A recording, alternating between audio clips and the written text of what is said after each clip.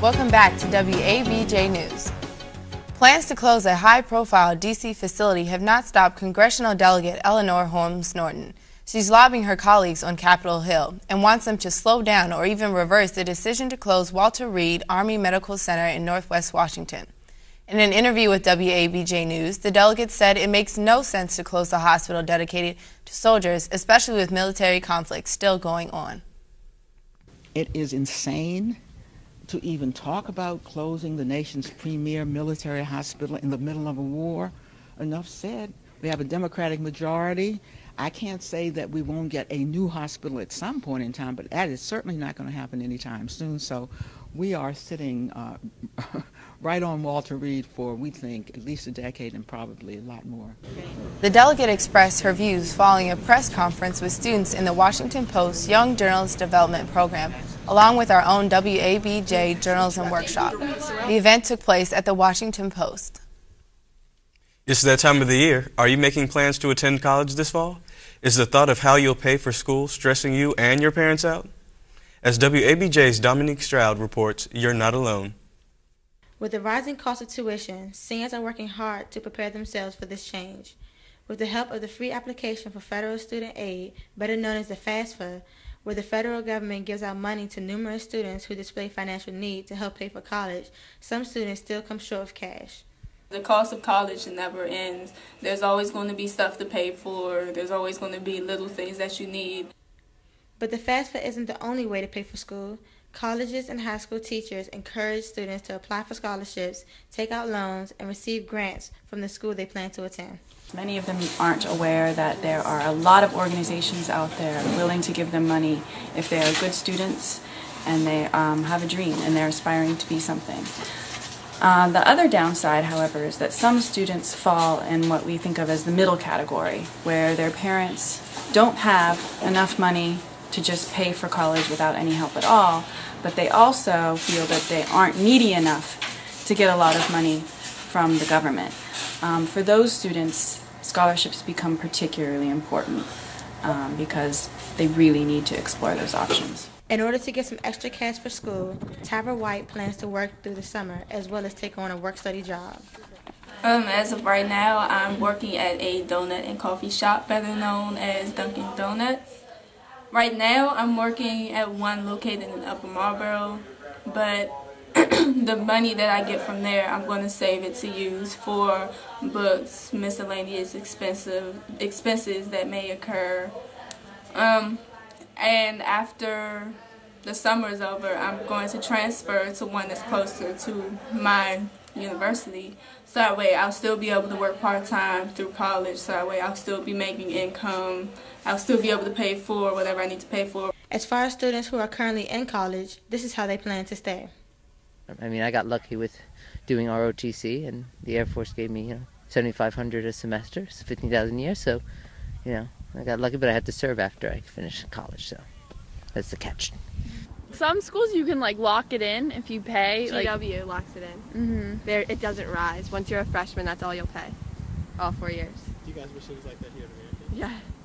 But it's way more expensive there anyway. It doesn't even matter because they're paying $10,000 more anyway. Currently, George Washington University is the first university in the nation to raise their tuition to $50,000.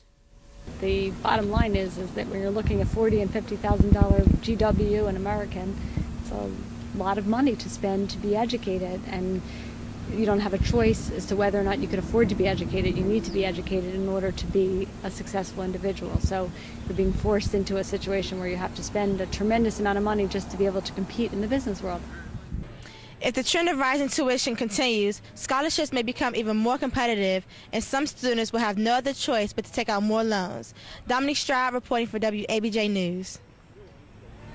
Well, here's another sure sign of spring in Washington, the annual Cherry Blossom Festival and Cherry Blossom Parade.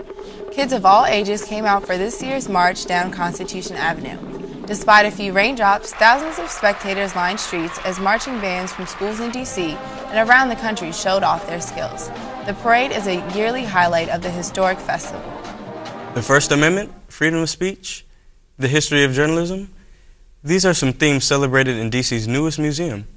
It has been 6 years in the making, but the museum has finally opened its doors in the nation's capital. The new digs opened in April with a day of celebration and long lines just waiting to get inside for a peek.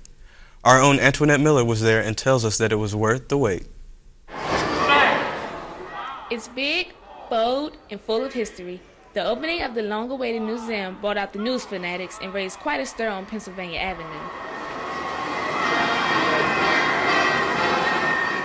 And news fans from all over the country were on hand to be among the first to visit.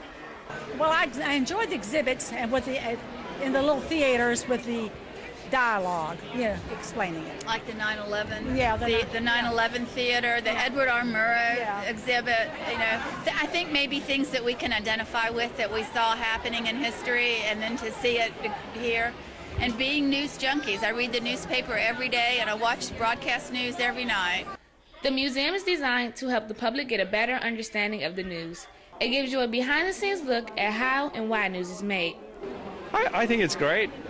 We haven't seen everything yet, but we did the White House reporter right there, and he was a star reporter. He was blushing. I think it's a great place, and I think it teaches everybody how news is gathered and what's important about it. Here's a scoop. The museum has only been open 2 days, and already it's a hit. 11,000 people were said to have gotten in yesterday before they shut the doors.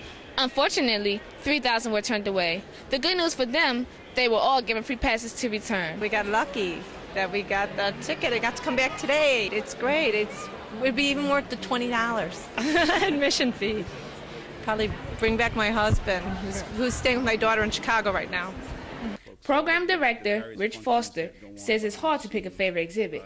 I can't give you a favorite exhibit because I love every exhibit at the museum. Each day I find a new exhibit that goes to the top of my list, from our news history gallery, where you can trace the evolution of news from the earliest forms of communication right on through to the internet age, to the internet radio and television gallery that traces the evolution of electronic journalism, to our front pages exhibit, where every day you can see a newspaper from each of the 50 states and from countries all around the world, and in our database that has another 500 or 600 newspapers from around the world.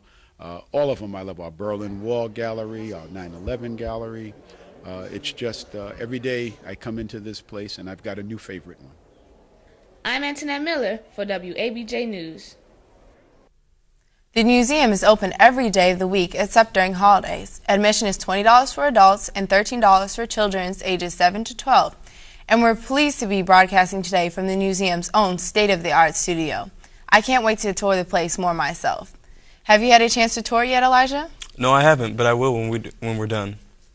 Coming up next, the Nationals opened their new stadium and March Madness grips American University. Andre Ellis will be here with the sports report. Stay with us.